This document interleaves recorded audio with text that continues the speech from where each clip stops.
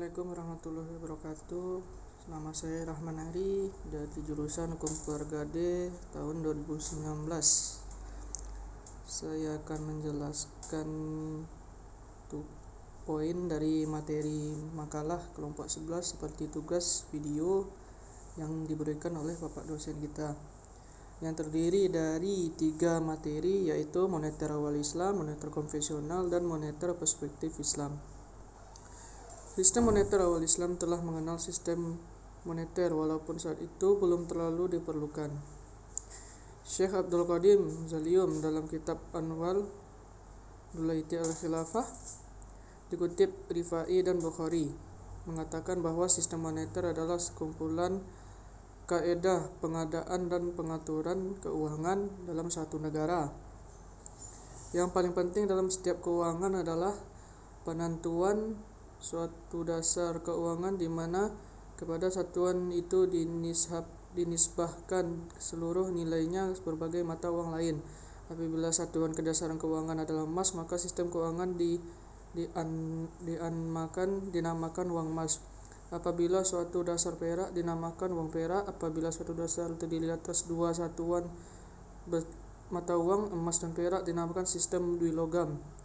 Dan apabila nilai satuan mata uang tidak dihubungkan secara tetap, emas atau perak baik terbuat. Maka pokok-pokok pikiran aliran moneritas adalah di mana perkembangan moneritas merupakan salah satu unsur penting dalam perkembangan produksi, kesempatan kerja, dan harga. Aliran moneter juga mengemukakan bahwa pertumbuhan uang beredar merupakan unsur yang diandalkan dalam perkembangan moneter. Dalam tulisan Friedman 1970 mengatakan bahwa perubahan dalam jumlah uang beredar sangat berpengaruh pada tingkat inflasi jangka panjang. Selain itu, aliran moneritas mengemukakan adanya kekuatan pasar dan pengaruh sumber daya yang menyatakan uangnya turunnya suku bunga dan mendorong investasi, dan turunnya tingkat harga yang mendorong konsumsi.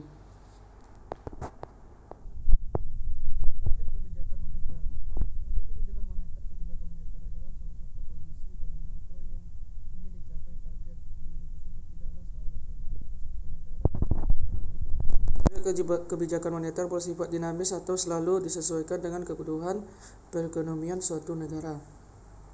Moneter perspektif Islam. Moneter modern merupakan suatu pendekatan dalam mengelola perekonomian teori perkembangan sejak era tahun 90-an oleh seorang pakar ekonomi, Profesor Bill Mitz, dan beberapa orang lainnya. Masih belum dapat dipastikan apakah banyak masyarakat dan pemerintah setuju dengan teori moneter modern ini. Namun yang jelas teori ini yang mencetuskan ide untuk mencetak uang baru sebanyak-banyaknya guna menangani resesi global dalam waktu dekat. Makanan yang lebih jauh lagi, negara itu terpaksa menyederhanakan nilai nominal mata uang. Kesimpulannya, awal perintah Islam telah mengenal sistem moneter walaupun saat itu belum terlalu diperlukan. Syekh Abdul Qadim Zalium dalam kitab Anwal Dulaiti al-Khilafah dikutip Rifai dan Bukhari.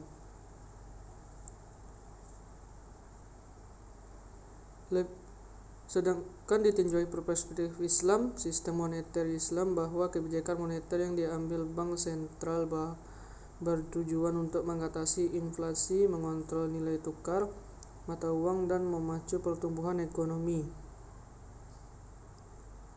Namun perlu diketahui bahwa risiko mencetak uang secara berlebihan bukan sekadar sebuah ancaman.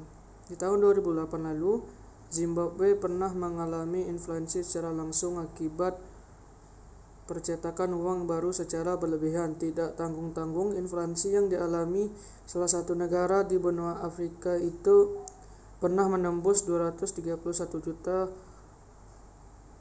% pada saat itu. Sebenarnya adalah teori ekonomi yang dicetuskan oleh seorang ekonomi asal Inggris. Masih belum dapat dipastikan apakah banyak masyarakat dan pemerintah setuju dengan teori moneter modern ini. Namun yang jelas teori yang mencetuskan ide ini mencetak uang baru sebanyak-banyaknya guna menangani resesi global dalam waktu dekat, dan ini telah menimbulkan polemik di antara para ekonom dunia. Instrumen kebijakan moneter. Di dalam pelaksanaan kebijakan moneter, bank sentral biasanya menggunakan berbagai piranti sebagai instrumen dalam mencapai sasaran. Di antara instrumen itu adalah operasi pasar terbuka, cadangan wajib, fasilitas diskon dan himbauan.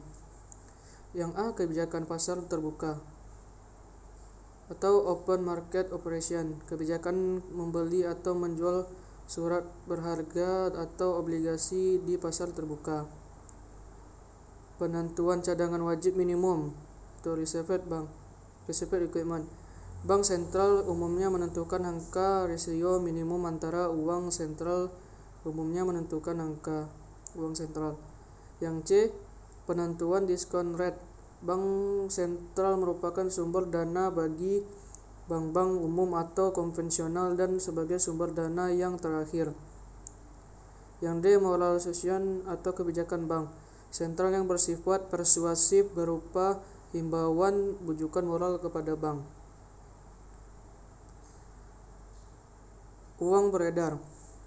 Kebijakan moneter yang menggunakan monetary aggregate atau uang beredar sebagai sasaran menengah mempunyai dampak positif berupa tingkat harga yang stabil apabila terjadi gejolak dalam jumlah besaran moneter, yaitu melebihi atau kurang dari jumlah yang ditetapkan. Bank sentral akan melakukan kontraksi atau ekspansi moneter sedemikian rupa sehingga besar moneter akan tetap pada suatu jumlah yang ditetapkan. Sekian, terima kasih penjelasan dari saya. Wassalamualaikum warahmatullahi wabarakatuh.